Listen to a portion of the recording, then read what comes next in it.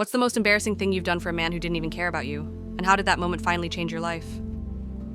It took me 2 divorces to realize it. I'm not talking about being more careful on dating apps, or waiting longer before sleeping with someone, or making a checklist of red flags to watch for. I'm talking about something I finally understood at 1:34 a.m. on a Thursday. Parked outside his apartment, engine off, watching his window like some kind of crazy person. He hadn't texted back in 6 hours. We'd been dating for 4 months, and here I was, a 38-year-old woman with a successful career, stalking a man who couldn't even send a goodnight text. This wasn't the first time. Before him, there was David, charming, intense, made me feel like I was the only woman in the world, until he disappeared for days without explanation. Before David, there was Marcus, the one who said all the right things but could never commit. 2 years of almost that ended with him marrying someone else 3 months after we broke up. Here's what I couldn't admit to anyone. Not my friends, not my therapist, not even myself. The good guys bored me. The stable, kind, emotionally available men. I felt nothing. But give me a man who runs hot and cold, who keeps me guessing, who makes me work for his attention. That felt like passion, like real connection, like love, except it wasn't love. It was anxiety dressed up as butterflies. I have a master's degree. I run a team of 12 people. My friends come to me for advice because I'm the logical one. And yet there I was at 1 a.m. Googling, why am I attracted to emotionally unavailable men, while sitting in my car like a teenager. I had tried to fix this for years, made lists of green flag, promised myself I'd leave at the first red flag, told my friends to hold me accountable. It never worked, because by the time I saw the red flags, I was already hooked, already making excuses, already believing this one was different. Therapy helped me understand my pattern, but understanding didn't stop me from repeating them. Dating coaches told me to raise my standards, as if I didn't already know I deserve better. Every podcast said the same thing. You attract what you are, work on yourself. But I had worked on myself. I was exhausted from working on myself. Do you know what it's like to not trust your own judgment? To meet someone and feel that spark and immediately wonder if you're about to ruin your life again? To watch your younger sister get engaged to a wonderful man while you're still chasing ghosts? To see the pity in your mother's eyes when she asks if you're seeing anyone special? I was starting to believe there was something fundamentally broken in me, something that made me unlovable to good men and irresistible to toxic ones. That night in my car, I hit a wall. Not just heartbroken, not just embarrassed, terrified, because I realized I could see myself doing this at 45, at 50, forever chasing men who would never truly choose me. I started searching differently that night. Not how to attract better men, but why do I feel nothing for nice guys? That search led me somewhere I didn't expect. A forum where women were talking about an app called Liven. I rolled my eyes. Another wellness app, another meditation program promising to fix my love life. But these women weren't talking about meditation. They were talking about something called trauma bonding, about why chaos feels like chemistry, about the science behind attraction to unavailable partners. One woman wrote, I finally understand why healthy love felt boring. My nervous system was addicted to the highs and lows. I took a quiz at 2:12 a.m. The quiz asked questions no other app had asked, not just about my relationships, about my childhood, about how I felt when someone pulled away, about what love felt like in my body. Then it showed me something that made me cry. A breakdown of why women who grew up feeling unseen learn to associate love with longing, with uncertainty, with trying to earn affection. It explained that when you grow up chasing a parent's attention, your brain literally wires itself to feel love only when you're chasing. Stable love doesn't trigger that same response, so it feels like nothing, like something's missing. I wasn't broken, my nervous system was trained, and the only way to change it wasn't more therapy, wasn't more willpower, wasn't more self-help books. It was retraining my nervous system to recognize healthy love as safe, as exciting, as real. Liven's approach was different from anything I'd tried. They called it the microcycle method. 5-minute daily rituals designed to rewire how I responded to triggers in real time. Not talking about my patterns, not journaling about my feelings, actually interrupting the pattern in the moment before my old programming could take over. The app created a personalized 12-week plan based on my specific triggers. I didn't believe it would work, but I was also parked outside a man's apartment at 2 a.m. So clearly, my current approach wasn't working either. Week 2, I noticed something strange. He texted late, the thing that usually sent me spiraling. I felt the familiar panic start to rise, but this time I recognized it, named it, let it pass. I didn't text him 17 times. I didn't drive past his apartment. I just noticed the trigger and chose differently. Week 5, I ended things with him, not dramatically, not after a fight. I simply realized I was done accepting crumbs. And for the first time, walking away didn't feel like losing. It felt like choosing myself. Week 9, I went on a date with a man my old self would have called boring. He texted when he said he would. He was interested in my life. He didn't play games. And for the first time in my life, that felt good. Not boring, not settling, safe, exciting, real. 5 months later, I don't park outside anyone's apartment at 2 a.m. I don't obsessively check my phone. I don't mistake anxiety for attraction. I'm dating someone who shows up consistently, without drama. And it doesn't feel boring anymore. It feels like what I was looking for all along. I think about the women who are still where I was, wondering why they keep choosing wrong, beating themselves up for ignoring red flag, promising that next time will be different. It won't be different. Not until you retrain your nervous system to feel safe with healthy love. That's not a character flaw. flaw. That's not bad judgment. That's neuroscience. And it can be changed. You're not a narcissist magnet. You're not destined to keep repeating this pattern. Your nervous system just learned the wrong definition of love, and Liven can help you relearn it. Science-backed, personalized to your specific triggers. 5 minutes a day. 53,487 women are already on this journey. 83% have successfully reduced the negative impact of their trauma patterns. I don't know if you're reading this at 2 a.m. in your car or in bed, wondering why you can't stop thinking about someone who doesn't deserve your energy. But I know this. Understanding your pattern isn't enough. You need to interrupt it in real time, before your old wiring takes over. Liven gives you that system, the one that actually works. Take the 3-minute quiz. Let the app understand your triggers. See the personalized plan it creates for rewiring how you experience love. The link is in the button below. Those 3 minutes might be the beginning of everything changing.